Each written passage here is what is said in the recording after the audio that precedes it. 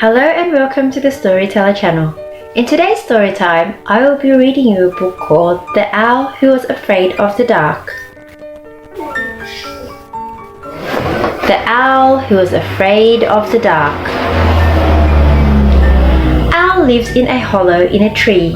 Owl's tree casts shadows in the bright light of the moon.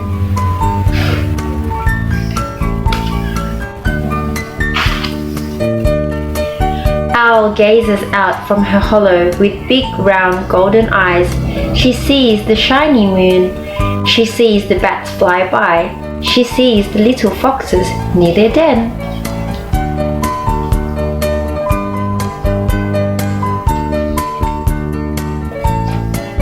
But sometimes the moon is not there, and then it is very dark. Owl has a secret. She is afraid of the dark. Barney the barn owl brings Owl an invitation. Dear Owl, let's go flying through the dark forest tonight at midnight. Yours, Barney.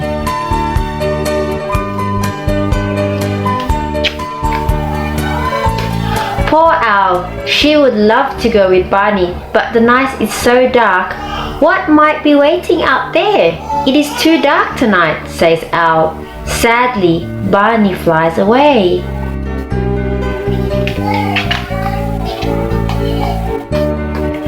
Oh, why must the moon go away and leave me in the dark? Cries Owl. The moon is behind a cloud, but she hears Owl's cry. How sad, says the moon. Owl is afraid of the dark.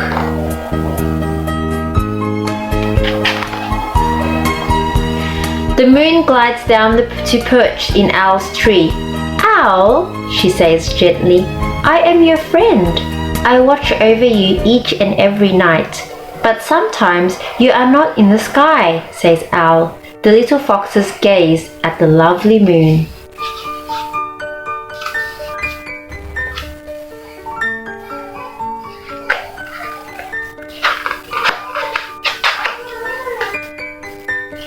I am always there, says the moon, even if you cannot see me. I promise you, Owl, I will always be there. Truly, says Owl. Truly, says the moon. Soon, the dark night comes again, but Owl remembers what the moon said. The moon is there even when I can't see her, says Owl. The little foxes hear and frisk for joy. Owl sends Barney a note.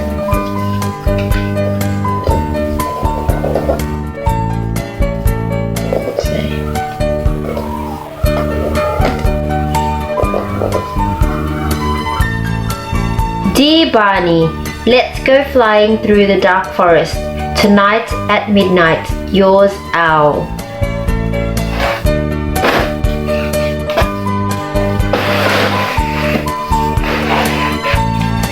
Owl and Barney fly through the night. Owl knows the moon is smiling in the dark.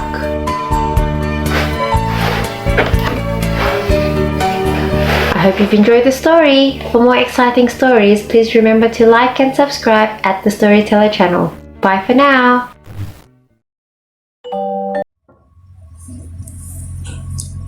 Hello and welcome back to the Storyteller channel. Today we will be reading to you a book called Stinky Jack and the Beanstalk. It's a story about keeping clean.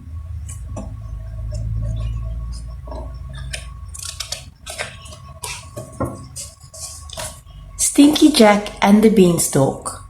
Written by Steve Smallman, illustrated by Neil Price.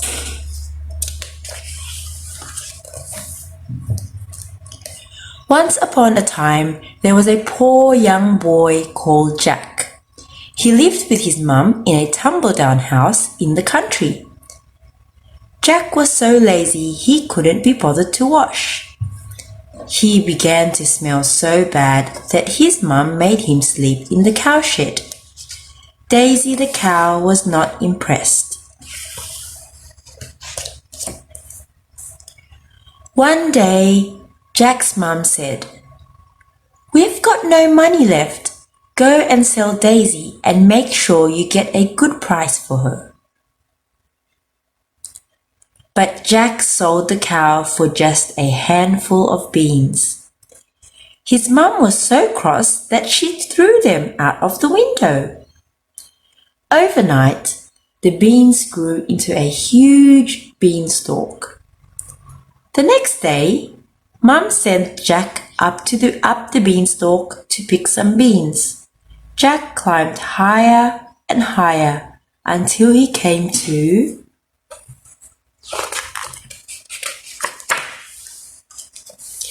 a giant castle.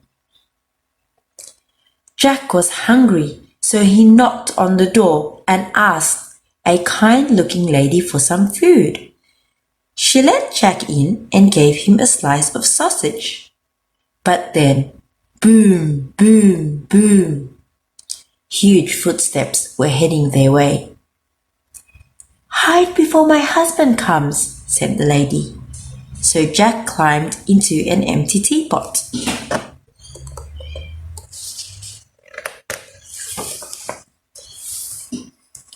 "Fee, fi, fo, fum, I smell the pong of an Englishman.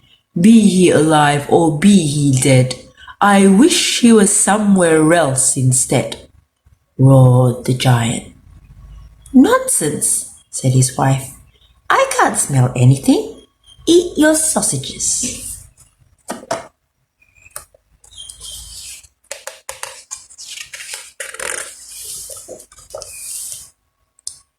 After lunch, the giant started counting his money. Jack had never seen so many gold coins. Soon the giant fell asleep. Jack crept out and picked up a gold coin that had fallen on the floor. He hurried back down the beanstalk and gave it to his mum. "Good boy," she gasped. "This will pay to mend our house. Now please, Jack, have a bath." But Jack shot back up the beanstalk.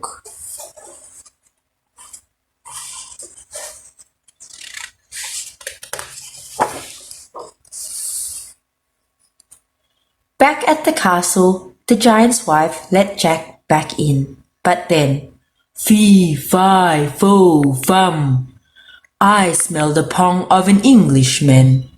Be he alive or be he dead, I wish he was somewhere else instead," roared the giant. "Nonsense," said his wife. It must be a blocked drain. Now eat your sausages." After supper, the giant fetched a little goose and popped it on the table. "Lay, goose, lay," he cried. Honk, plop, thud. The goose laid a solid golden egg.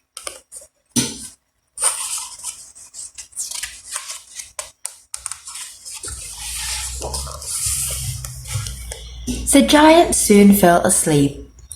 Jack quickly pinched the golden egg and climbed back down the beanstalk. Jack used the egg to buy back Daisy the cow, but he still wouldn't take a bath. "You're not coming into my lovely house until you're clean," said Jack's mum. Daisy wouldn't let her in the cowshed either, so Jack had to sleep outside on a pile of leaves.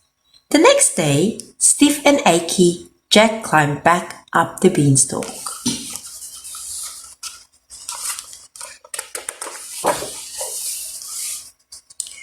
Jack had just sneaked back into the castle when, "Fee, fi, fo, fum, I smell the pong of an Englishman. Be he alive or be he dead, I wish he was somewhere else instead," roared the giant. "Nonsense, my dear," said his wife. "Perhaps you've trodden on something. Now eat your sausages."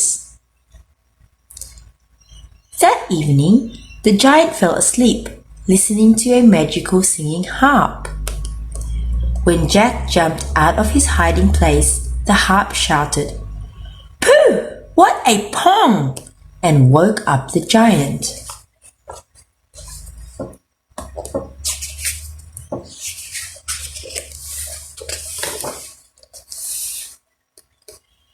The giant grabbed Jack in his large hairy fist.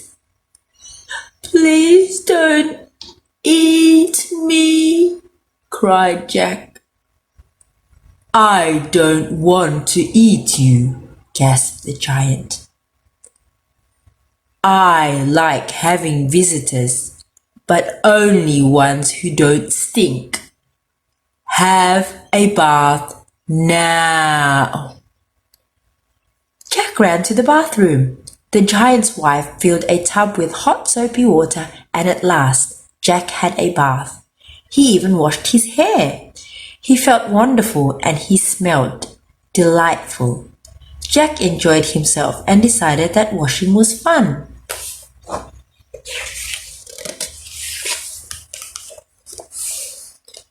The giant invited Jack to stay for supper. "I'm sorry I took your gold," said Jack. "I gave it to my mum to fix our house and buy back our cow."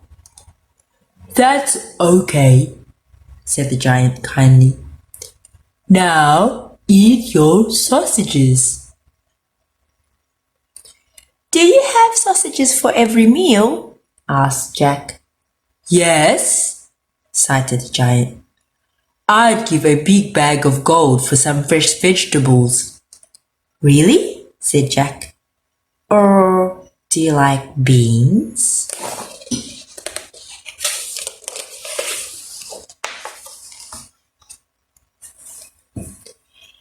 Thank you so much for watching. For more exciting stories, please remember to like and subscribe at the Storyteller channel. Bye for now. Hello and welcome to the Storyteller channel. In today's story time, we will be learning about the solar system in a book called There's No Place Like Space. It's by Tish Raby and illustrated by Aristides Ruiz. There's no place like space.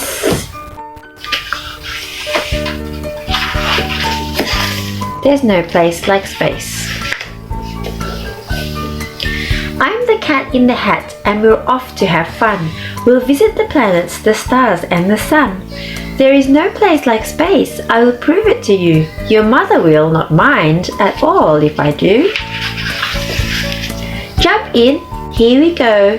We will fly up so high, we can dance on the moon and play games in the sky. We will swing past the stars, and in case you have missed them, you'll soon see the planets in our solar system. There are 9 of these planets that circle the sun, and soon you'll be able to name everyone. Mercury is close to the sun's burning light. It is hot in the daytime but freezing at night. On Venus the weather is always the same, hot, dry and windy with no chance of rain. Can you guess the next planet? Well, here is a clue. It is my home and home to thing 1 and thing 2. You have been living on it each day since your birth. It is third from the sun. It is our planet. Earth. It spins all the time, round and round like a top. It turns once every day and it never will stop. This question had thing 1 and thing 2 in a tizzy. If the Earth's always spinning, why don't we feel dizzy? We don't feel the way the Earth as it spins on its way, cause we're spinning right with it, right now, every day. Next here is Mars. It's the color of rust. We sneeze here because it is covered in dust. Travel to Jupiter and you will find it is bigger than all the other planets combined. Saturn has rings. It's so light, who would think? It could float in an ocean and not even sink. A planet can have satellites that surround it. Uranus has lots of these objects around it. There are colors in space. I will show some to you. Neptune, you see, is a beautiful blue. If you lived on Pluto, it would be nice. It would not be nice. Some astronomers think it is covered with ice. It is chilly and cold every night and all day, for the sun's just a speck in the sky far away. An astronomer studies what's up in the sky. Thinks who wants to be one. In fact, so do I. We have seen all 9 planets. Now here is a trick to remember their names and remember them quick. Say, Malloy, Valerie, Emily, Mitza just served us 999 pizzas. Mercury, Venus, Earth, Mars, Jupiter, Saturn, Uranus, Neptune, and Pluto. The first letter of each of these words is the same as the first letter in each of the planets you name. Now here is the game you can play in the skies. Connect all the stars you can see with your eyes. It's star dot to dot. Use your imaginations and you'll see big pictures we call constellations. There is a dog, the great bear, and the Leo lion, Taurus the bull, and a hunter, Orion. A star in the sky may look small, like a dot, but it's really a big glowing ball, and it's hot. And there's one star by far that's our favorite one. We can't live without it. It's the star called the sun. From the Earth it looks big. There is no reason why. It's the closest to Earth of the stars in the sky. But be careful and never look right at the sun. Your eyes would get hurt, and that would not be fun. How big is the sun? We just heard right this minute 1,000,000 of our Earths could all fit right in it. Oh, look at that. Look at the time. We must go very soon, but first we must take a quick look at the moon. The moon does not shine in the sky in the night, but like a big mirror reflects the sun's light. The universe is a mysterious place. We are only just learning what happens in space. So I brought you a present to look in the sky. Just put this telescope up to your eye. Oh dear, I must go fly back up to the stars and take thing 1 and thing 2 out to dinner on Mars. But there's lots to discover, and it might be you who looks up in the sky and finds something that's new. Thank you so much for listening. I hope you've enjoyed the story. For more exciting stories, please remember to like and subscribe at the Storyteller channel. Bye for now. Hello and welcome to the Storyteller channel. Today we'll be reading you a book from the Thomas and Friends series about Nothing to be Afraid of. It's a story about being scared of the dark.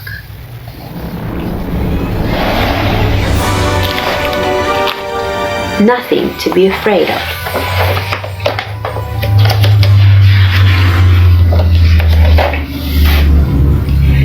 It was a busy day on the island of Soda. Henry had spent the day pulling heavy cargo to and from Brendam docks. He needed to rest. So the Fat Controller asked Gordon to pull the flying kipper at night.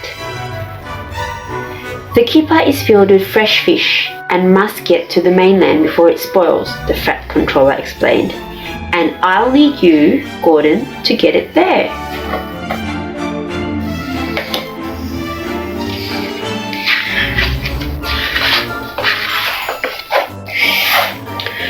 Yes, of course, sir, Gordon replied, but he was not very happy about his job.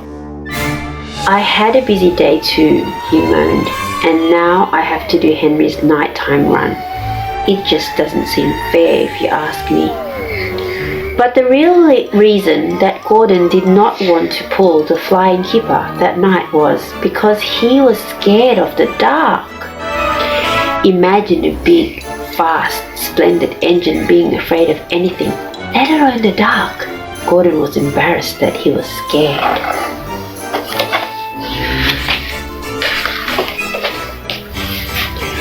Gordon imagined all sorts of scary things at night. There could be creepy creatures lurking everywhere, just waiting to frighten him. Even noises that never bothered him in the daylight scared him. Because when the sun went down, everything was different. An engine always had to watch his wheels in the dark. After the Fat Controller left Tidmouth's sheds, Thomas turned to Gordon. "Gordon," he said, "shouldn't you go and get the flying keeper? It's getting late, you know." Gordon rolled his eyes at Thomas. "Yes, I'm going," he grumbled. Then the big engine pumped his pistons and puffed off to collect the flying keeper. He had not gotten very far when two spooky yellow eyes blinked at him from beside the tracks.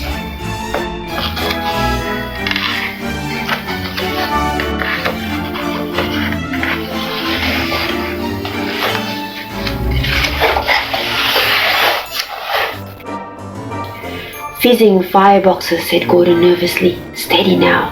You are a fast and powerful engine. There's nothing to be afraid of." But as he chuffed along, Gordon passed a billowy white shape blowing out of the station house window. "Nothing to be afraid of except for ghosts," he yelled. Gordon started to hum a little tune to stay calm. It was working until he passed by Farmer McCall's barn. For there, on the side of the building, was a giant winged monster whooshing, swishing, and flapping furiously. "Bubbling boilers," cried Gordon. "I've had enough. Flying keeper or not, I'm going back to Tidmouth's sheds."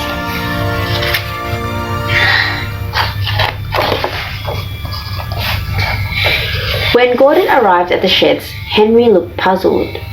"Gordon," he said, back so soon. Is everything okay?" "Well," Gordon said, "I did not actually deliver the flying keeper. I was delayed." "Delayed?" Henry repeated. "By what?" Gordon began to huff and puff before he spoke. "First, by a creepy, yellow-eyed creature. Then, by a white, whooshing ghost. And finally by a frantic, flapping monster."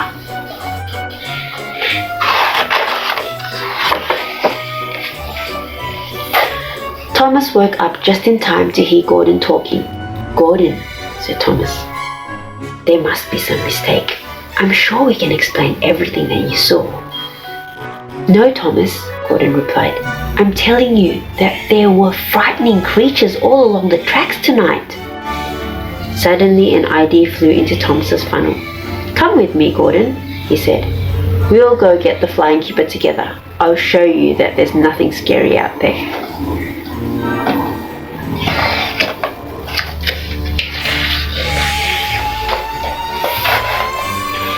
As the two engines chuffed along, they passed the blinking yellow eyes on the side of the tracks.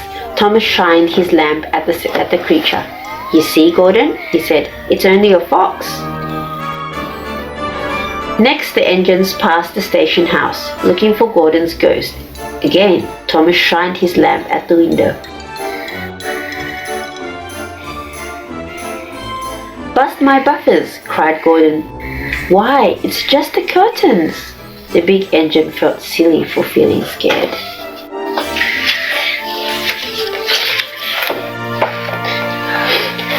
Finally, as they puffed past Farmer McCoy's barn, Thomas saw Gordon's creepy flapping creature.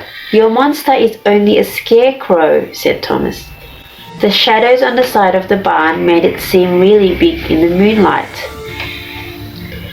Gordon looked over at his friend. "I feel so much better, Thomas. Thank you." "You know, Gordon," said Thomas, "you can always tell a friend if you're feeling scared." "You're right, Thomas," Gordon said. "I was afraid to pull the flying keeper in the dark, but I know that I can do it now.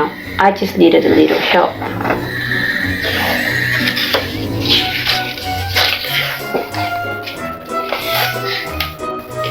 When Gordon returned to Tidmouth's sheds, the other engines told him how brave he was. Percy even shared a story about when he was afraid of the dark. Once I had to pull the mail train at night to make a special delivery, said Percy. Suddenly, I came across a giant bear on the tracks and I was really scared. I didn't know what to do until Henry came along. We blew our whistles really loudly to wake up the bear. And when I turned my lamp on, said Henry, we saw that Percy's bear was just a big old pile of logs. Phew! The engine started to laugh.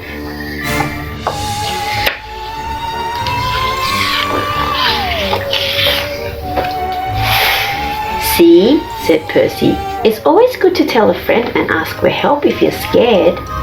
And you should keep your lamp on at night, said Thomas.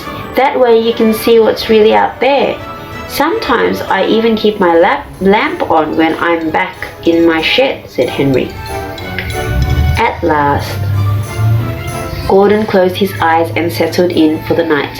He was drifting off to sleep when he suddenly heard a loud creaking sound.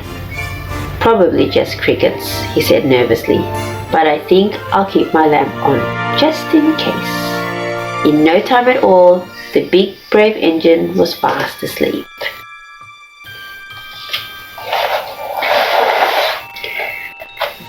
Bye-bye and thanks for watching. Please remember to like and subscribe at the Storyteller channel for more interesting videos.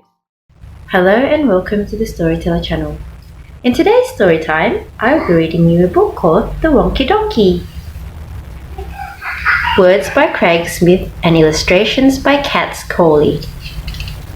The Wonky Donkey. I was walking down the road and I saw a donkey. He howled and he only had 3 legs. He was a wonky donkey. I was walking down the road and I saw a donkey. He howled. He only had 3 legs and 1 eye. He was a winky wonky donkey. I was walking down the road and I saw a donkey. He howled. He only had 3 legs, 1 eye, and he liked to listen to country music. Yee-haw! He was a honky tonky winky wonky donkey. I was walking down the road and I saw a donkey. He howled. He only had 3 legs, 1 eye. He liked to listen to country music and he was quite tall and slim. He was a lanky honky tonky winky wonky donkey. I was walking down the road and I saw a donkey. He howled. He only had 3 legs, 1 eye. He liked to listen to country music. He was quite tall and slim and he smelled really, really bad. He was a stinky, dinky, lanky, honky, tonky, winky, wonky donkey. I was walking down the road and I saw a donkey. He howled. He only had 3 legs, 1 eye. He liked to listen to country music. He was quite tall and slim. He smelled really, really bad. And that morning he'd got up early and hadn't had any coffee.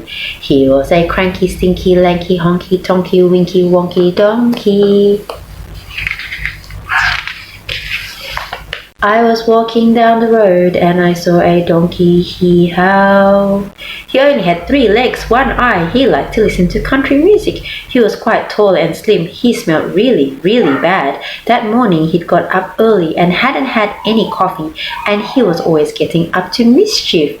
He was a hanky, panky, cranky, stinky, dinky, lanky, honky, tonky, winky, wonky donkey. I was walking down the road and I saw a donkey. He howled.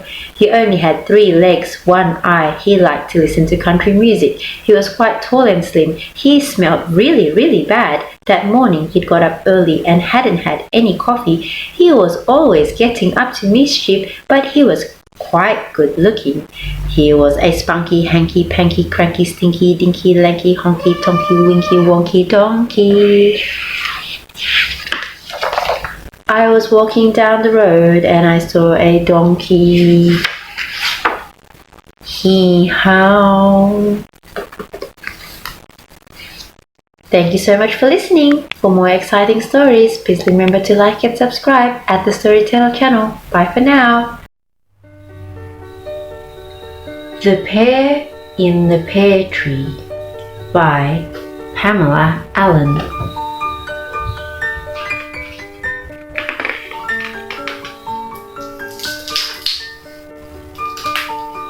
When John and Jane went out walking, they were busy talking.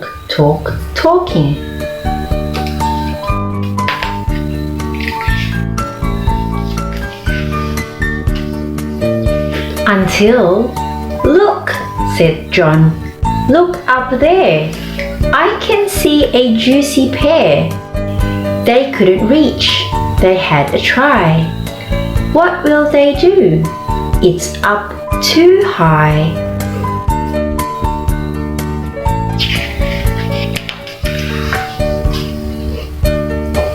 They fetched a ladder. "I'm ready," said Jane. "You must hold it steady." But just as Jane was reaching out, poor John let out a warning shout.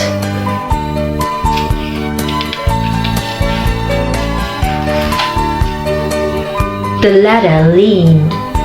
Jane screamed, "Ow!"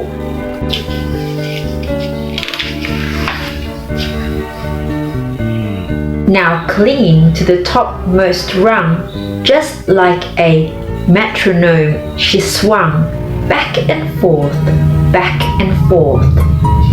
Soon, John was running very fast. To keep Jane up, it didn't last.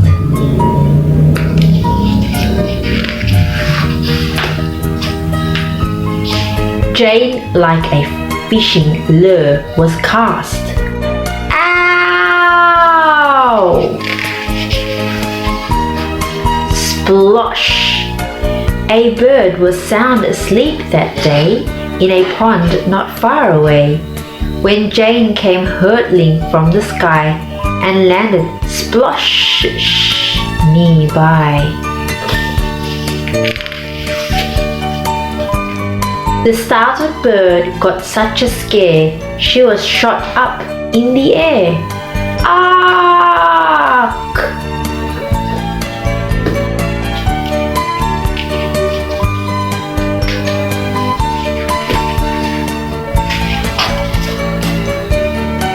Jane was struggling in the water. John reached out his hand and caught her.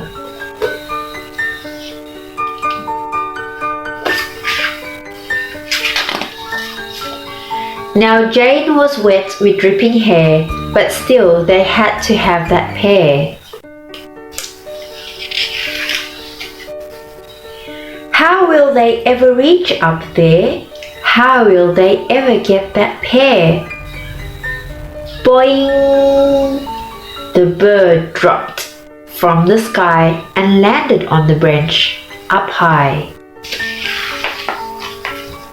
She landed plonk in quite a state and bent the branch with her great weight. Although she landed heavily and bounced and rocked unsteadily,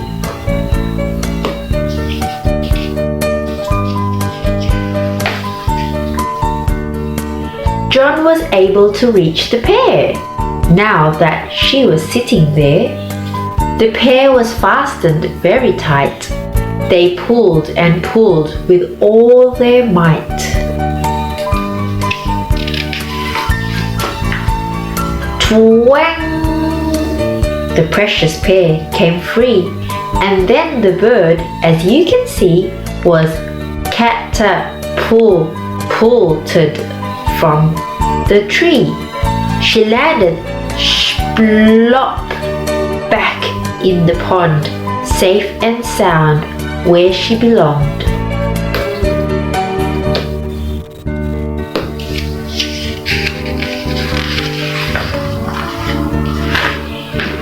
John and Jane now ate the pear, one bite each. That was fair. They ate it up, down to the core. That's all, said Jane. There is no more.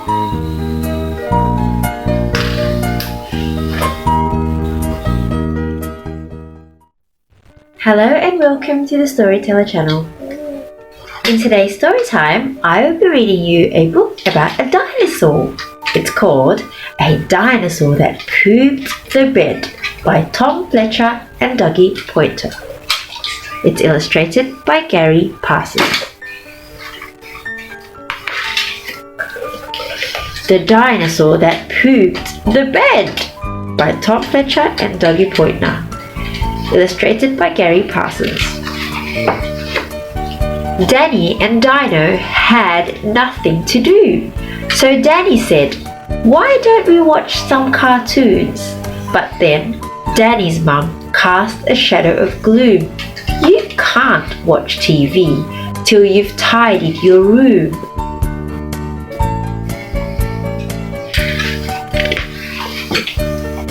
They slumped up the stairs in the foulest of grubs and stood in their room at the foot of Mount Dump.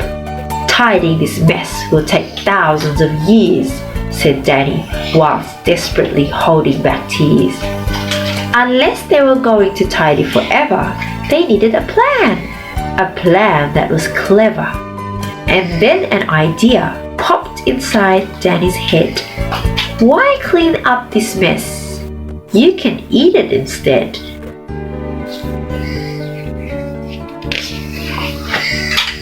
So Dinosaur opened its mouth like a bin. Dan scooped up the mess and he threw it all in. Toys from the tip of the top of the heap were chucked in and chomped by the dinosaur's teeth. It chewed Danny's shoes.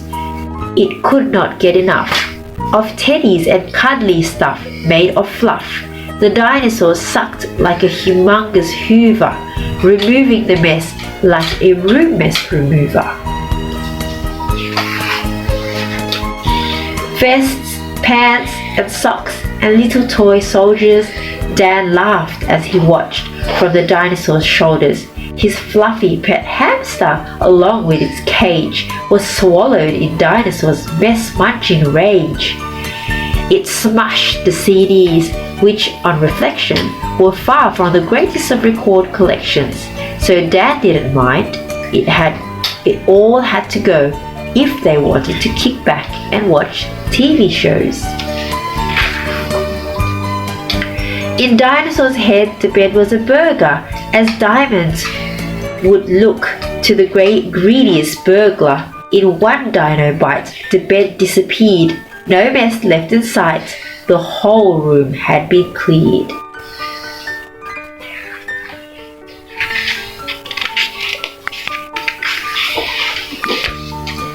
Not one piece of rubbish was left to consume. At last, we can finally watch some cartoons. But Dinosaur's tongue cast a shadow of doom. It was full to the brim with the mess of Dan's room.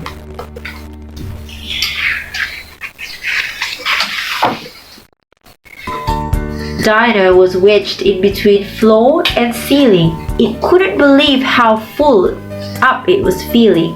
It started to worry. It started to panic. Never before had it been more gigantic. The dinosaur's bottom was bigger than Norway, so big and so fat it was blocking the doorway. Then Dan started crying. His nose dripped with snot. They were stuck in their room and the TV was not. With pillows and quilts in the dinosaur's gut, its brain didn't have full control of its butt. It knew that there wasn't a thing it could do. One way or another, it needed to poo. The dinosaur pooped more than ever before. All the mess they had cleaned was now back on the floor. Shoes, pants, and teddies, and soldiers, and socks with smelly poo lumps filling Danny's toy box. Then Danny saw Dinosaur's face turning red and knew the thing next to be pooped was his bed. It sprang from its bum with a bounce and a bump right back to its place at the base of Mount Dump. Then Dino deflated and unblocked the door, where Mummy was standing, more cross than ever before. They looked at the mess all around where they stood and knew they'd been naughty, and naughty is not good. So they picked up their mops and mopped up the plops that covered the toys and the vests, pants and socks. If only they tidied their room as they should, they'd be watching TV, not wishing they could. So remember, next time you're in front of the telly, you can't watch cartoons if your bedroom is smelly. The end. I hope you've enjoyed the story. Hello and welcome to the Storyteller channel. In today's story time, I will be reading you a book called Peppa Goes to London.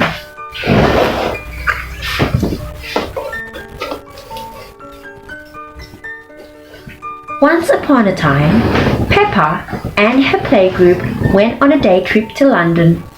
When they arrived, Madame Gazelle told everyone to gather round.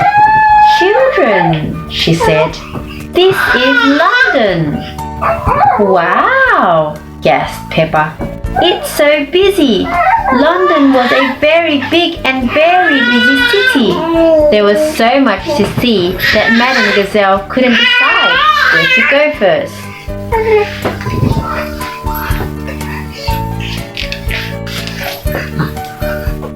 Miss Rabbit had an idea. "My friend the Queen lives in London," she said. "Maybe she can help." The Queen's house is called Buckingham Palace. Miss Rabbit went up to the front gate and rang the bell. "Yes," said a very grand voice. "Who are you?" "It's Miss Rabbit," said Miss Rabbit.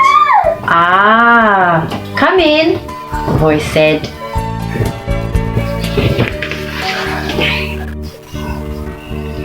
The voice belonged to the Queen. "Hello everyone," she said. "Hello Queen," shouted the children. "We're visiting London for the day," said Peppa, "but we don't know where to go." "London is my city," said the Queen. "I shall give you a guided tour." "Hooray! Hee hee hee hee," snort. The Queen led Peppa and her friends out on the street. She flagged down a bright red bus. "Mr. Driver," she said, "please, may we borrow your bus?" "You must be joking," sniffed the driver. "No," replied the Queen, "I am your Queen." The driver helped everyone onto the bus. If the Queen asks you to do something, you must do it.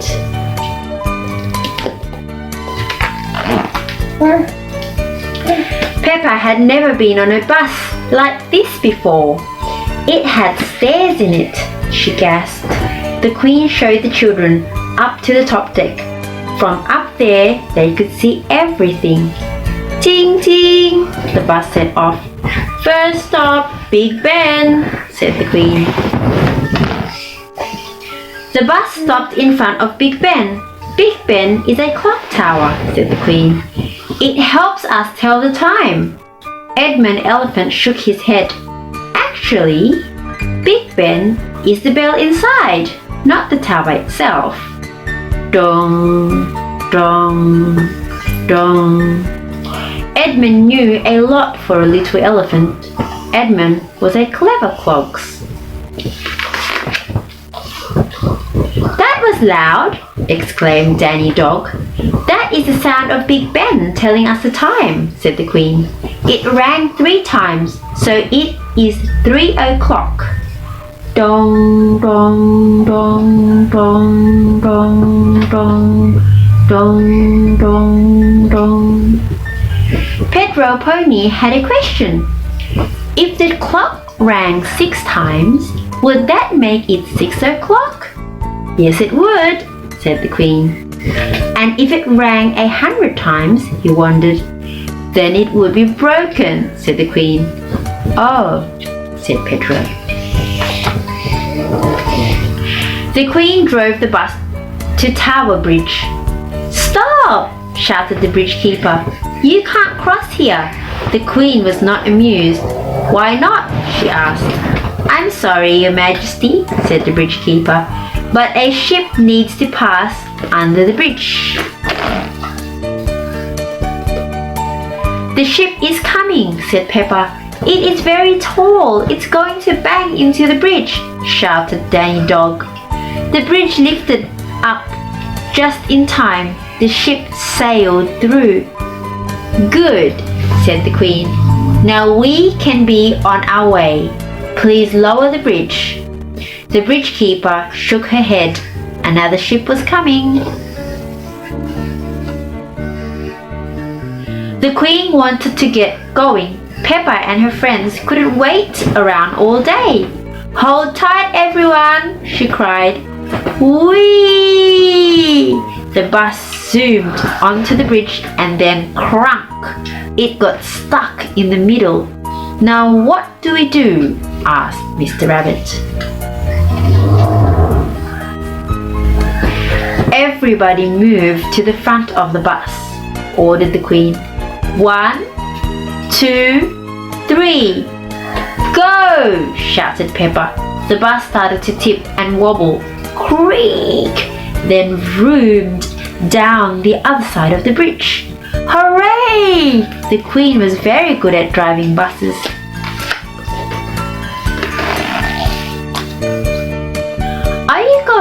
Are you enjoying the tour? Asked the Queen. Yes, Your Majesty, bellowed the children. Open top buses are the best, said Peppa. Why aren't all buses like this?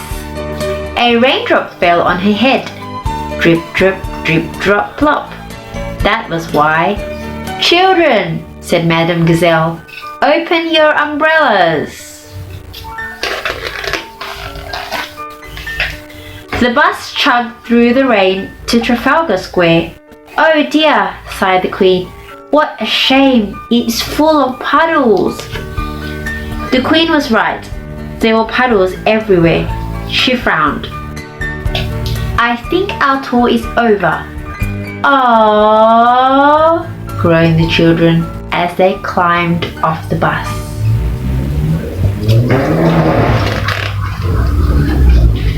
Peppa jumped into a puddle. George jumped in a puddle. Then everyone jumped in a puddle. We love puddles, shouted the children. Come and splash, Your Majesty, called Peppa. It's fun.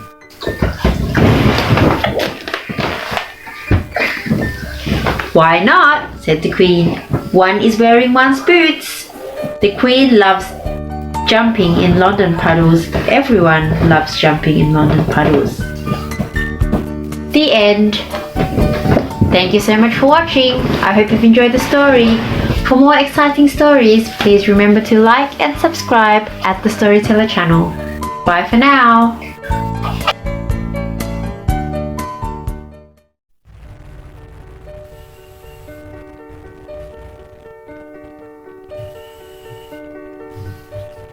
Possum Magic by Mem Fox and Julie Vivis. Possum Magic. Once upon a time, but not very long ago, deep in the Australian bush lived two possums. Their names were Hush and Grandma Poss. Grandma Poss made bush magic. She made wombats blue and kookaburras pink. She made dingoes smile and emus shrink. But the best magic of all was the magic that made Hush invisible. What adventures Hush had! Because she couldn't be seen, she could be squashed by koalas. Because she couldn't be seen, she could slide down kangaroos. Because she couldn't be seen, she was safe from snakes, which is why Grandma Poss had made her invisible in the first place.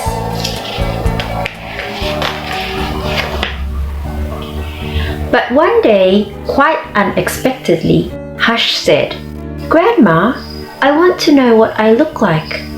Please, could you make me visible again?" "Of course I can," said Grandma Poss, and she began to look through her magic books. She looked into this book, and she looked into that. There was magic for thin, and magic for fat, and magic for tall, and magic for small. But the magic she was looking for wasn't there at all.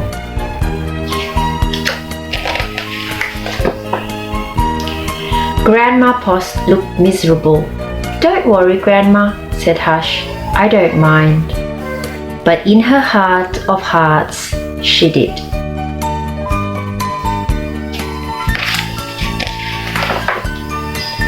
All night long, Grandma Poss thought and thought. The next morning, just before breakfast, she shouted, "It's something to do with food. People food, not possum food. But I can't remember what. We'll just have to try and find it."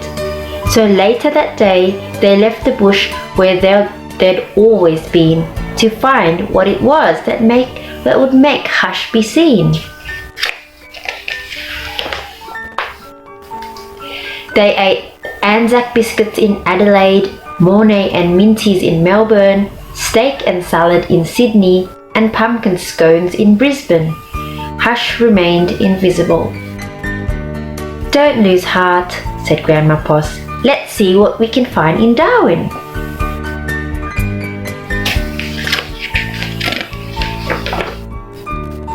It was there, in the far north of Australia, that they found a Vegemite sandwich.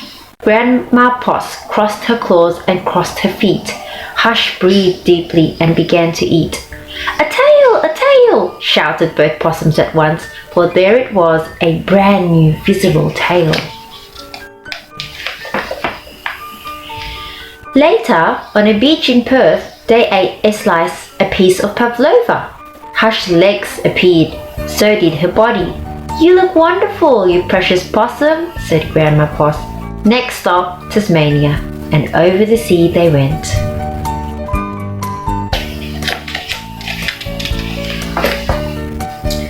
In Hobart, late one night, in the kitchen of the casino, they saw a lamington on a plate. Hush closed her eyes and nibbled. Grandma Poss held her breath and waited. "It's worked! It's worked!" she cried, and she was right. Hush could be seen from head to tail. Grandma Poss hugged Hush, and they both danced.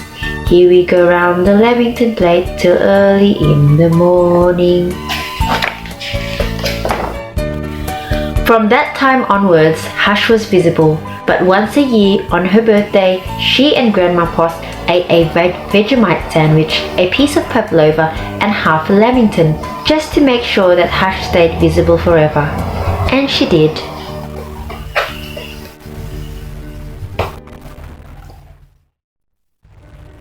Hello and welcome to the Storyteller channel. In today's story time, I will be reading you a book called Paddington and the Marmalade Maze by Michael Bond and illustrated by R.W. Alley. Paddington and the Marmalade Maze. Paddington and the Marmalade Maze by Michael Bond and illustrated by R.W. Alley. One day, Paddington's friend, Mr. Gruber, took him on an outing to a place called Hampton Court Palace. "I think you will enjoy it, Mr. Brown," he said as they drew near. "It's very old and it has over 1,000 rooms. Lots of kings and queens have lived here." Paddington always enjoyed his outings with Mr. Gruber, and he couldn't wait to see inside the palace.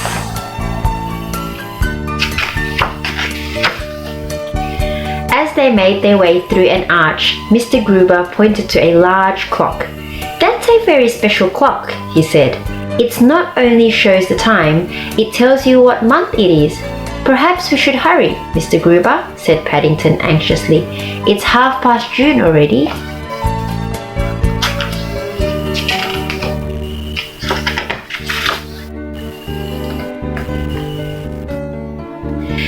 hadn't been inside the palace very long before they had come across a room which had the biggest bed Paddington had ever seen. "Queen Anne used to sleep in it," said Mr. Gruber. "I expect they put the rope round it to stop her falling out when she had visitors," said Paddington, looking at all the people. "This is known as the Haunted Gallery," said Mr. Gruber. "They do say that when Catherine Howard's ghost passes by you, you can feel a cold draught."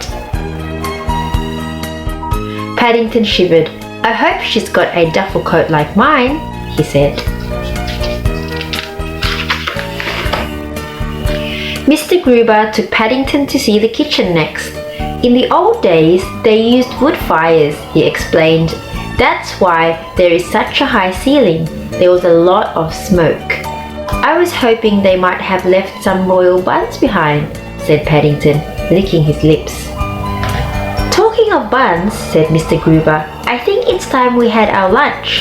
He led the way outside and they sat down together on the edge of a pool.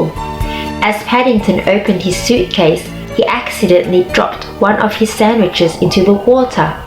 It was soon alive with goldfish. "They must like marmalade," said Mr. Gruber. "I wonder if that's how they got their name."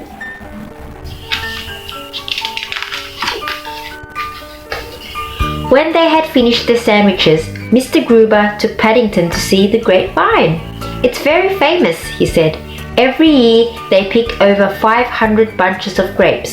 Imagine that, Mr. Brown." "I'm trying to, Mr. Gruber," said Paddington. "I think I might plant a grape pip when I get back home."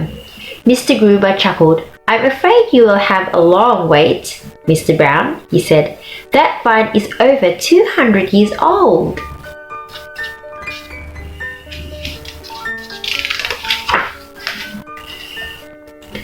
"Now," said Mr. Gruber, "before we leave, we must visit the famous maze. Sometimes it takes people hours to find their way out." "I hope that doesn't happen to us," said Paddington. "My paws are getting tired." "Perhaps it's time I took you home," said Mr. Gruber. Much to his surprise, the words were no sooner out of his mouth than everyone around them began to talk. "Hey, that sounds a great idea," said a man in a striped shirt. Please to wait while I buy a new film for my camera," said a Japanese lady. "I've never been inside a real English home before," said another lady. "I wonder if they serve tea."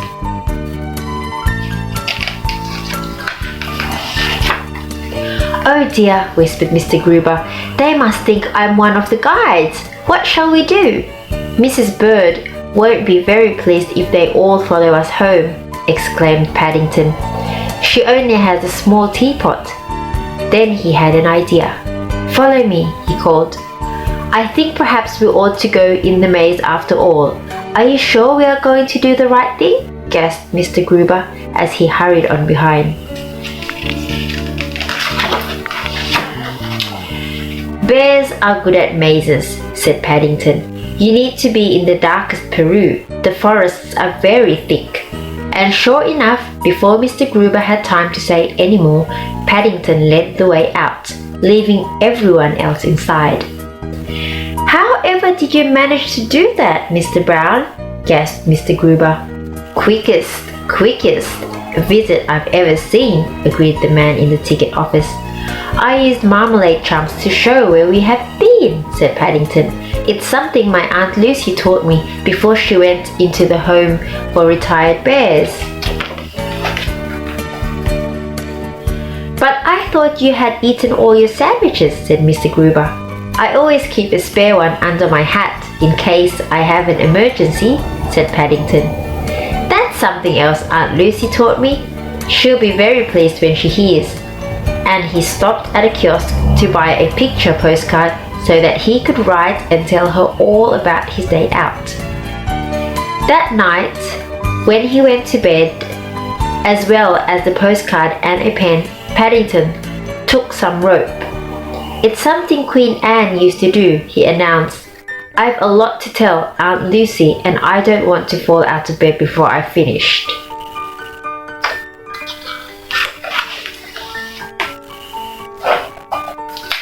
I hope you've enjoyed the story. For more exciting stories, please remember to like and subscribe at the Storyteller channel. Bye for now. Hello and welcome to the Storyteller channel. In today's story time, I will be reading you a book called Little Miss Naughty Worries Mr. Worry by Roger Hargreaves. Little Miss Naughty Worries Mr. Worry. Little Miss Naughty is quite the naughtiest person that I know. Take the other day for example. She tied Mr. Tall's shoelaces together.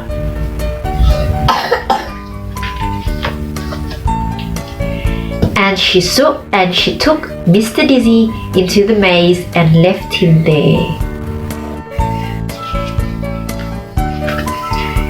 And she joined up all the dots on Miss Dotty's house. And she even picked on the worm who lived at the bottom of her garden. I think you would have to agree that she is probably the naughtiest person you know.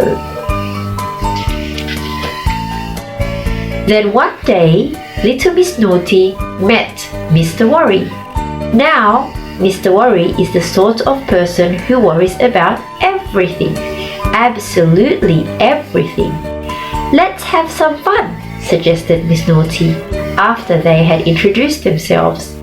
Mr. Worry was worried that if he said no, he might offend Miss Naughty, so he said yes. But he was still worried what fun somebody called Miss Naughty might get up to. And as you have seen, he was right to worry. Miss Naughty led him to Mr. Tickle's house. Let's ring Mr. Tickle's doorbell and run away, she giggled. Oh, I don't know, said Mr. Worry. Mr. Tickle might be in the bath. Even better, laughed Miss Naughty. But then he would be all wet and he might slip and he might fall down the stairs and he might bump his head, and then there wouldn't be anybody to call the doctor because he would have run away. Up to this point, Little Miss Naughty had never worried about anything in her entire life. But now, when she thought about what Mr. Worry had said, ringing Mr. Tickle's doorbell and running away suddenly didn't seem such a good idea after all. Come on, she said, I've got a better idea. They walked over to Mr. Uppity's house. Why don't we let his tires down? Chuckled Little Miss Naughty. Mr. Worry looked worried, but what if Mr. Uppity didn't notice he had flat tires until he drove on the road, and then he might get stuck, and then a fire engine might come along, and it might not be able to get past, and then it couldn't put out the fire, gasped Mr. Worry. Oh, said Miss Naughty, I hadn't thought of that. She had thought of something else though, and off they went. But it didn't matter what she thought up. Mr. Worry could think of something to worry about, which then gave Little Miss Naughty something to worry about. They didn't push Mr. Bounce off the gates because he might have bounced up in a tree and never been able to get down. They didn't scatter Little Miss Scatterbrain's marbles because she might have got upset if they had been lost. Little Miss Naughty was distraught, all those wonderful naughty ideas going to waste, and then she had another idea. She tripped up Mr. Worry. He fell flat on his face. What did you do that for? Said Mr. Worry. I might have rolled down the hill and I might have fallen in the river, and then I might have caught a cold and I might have had to stay in bed all week. Little Miss Naughty looked at Mr. Worry. But you didn't, she said, and ran off giggling mischievously. Thank you so much for listening. I hope you've enjoyed the story. For more exciting stories, please remember to like and subscribe at the Storyteller channel. Bye for now! Hello and welcome to the Storyteller channel. In today's story time, I will be reading you a book about the first day of kindergarten by Chloe Zoe by Jane Smith.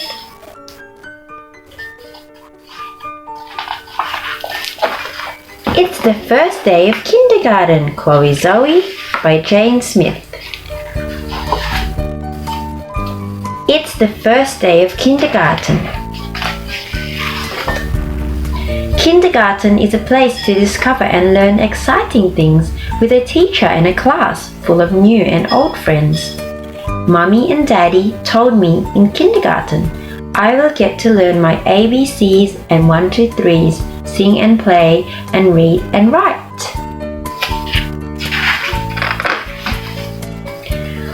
Last year, preschool was so much fun. That's where I met my friends Mary, Margaret and George. I already know I love school.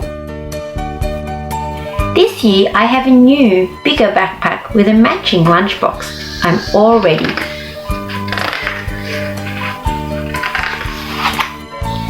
When we arrive at my new school, it's a bigger and busier than I expected.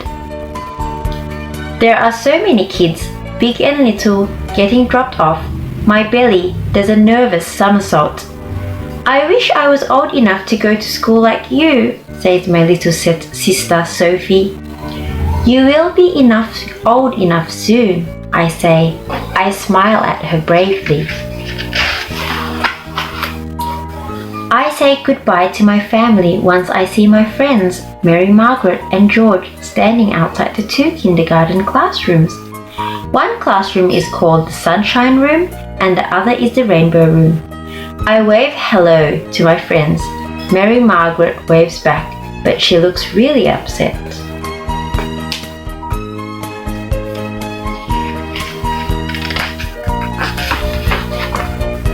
What's wrong, Mary Margaret? I asked. George and I are in the Rainbow Room class, but your class is in the Sunshine Room, she frowns. We're not all in the same class, George groans. Oh no, I say. Suddenly I feel queasy. Mary Margaret starts to cry. I start to cry too. Don't worry, Chloe Zoe, George says. We'll see you at recess for sure. It's hard saying goodbye to my friends. I walk into the sunshine room alone. I hope George is right. My new teacher, Teacher Emily, rounds up everyone for circle time. We start with the good morning song, then we learn each other's names. Next, Teacher Emily asks for a helper. Another girl, Jessie, raises her hand. She gets to share the date. Wednesday, September 2nd. Jessie seems a little nervous, so I smile at her. The whole class sings the ABC song together. I wish my friends were singing with me.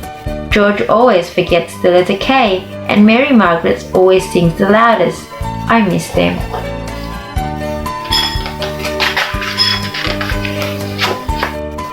During snack time, I see Violet sitting all by herself.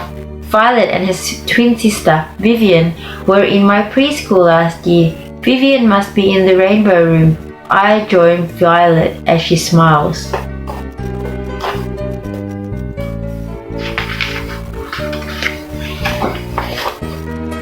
At center time, Jessie asks if we can sit with Violet and me. Of course, I say. Ben and Billy join us. I am surrounded by old and new friends.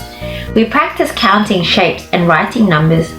1 triangle, 2 circles, 3 squares, 4 hearts, and 5 stars. The Sunshine Room has easels for us to use. For our first art project, everyone paints an apple. Mine is red with a friendly worm. I am having so much fun I forgot Mary Margaret and George aren't with me. Then the whole class lines up for recess. I keep a close lookout for my friends. I hope they have been having fun in their classroom. There she is! Chloe Zoe, over here! I wave to George and Mary Margaret. They run across the playground to join me. Mary Margaret and George have Vivian, Leo and their new friend, Lily with them. Kindergarten is so much fun, Mary Margaret gushes. So much fun, I agree. Come on, let's play tag. Everyone laughs and we all run off. At the end of the day, everyone's families come to pick them up from their classrooms. I meet George and Mary Margaret in the hallway. I really missed you guys today, I tell them.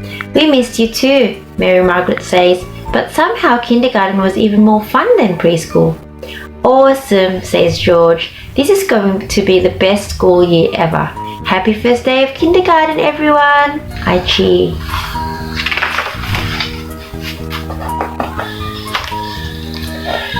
Thank you so much for watching. I hope you've enjoyed the story. For more exciting stories, please remember to like and subscribe at the Storyteller channel. Bye for now.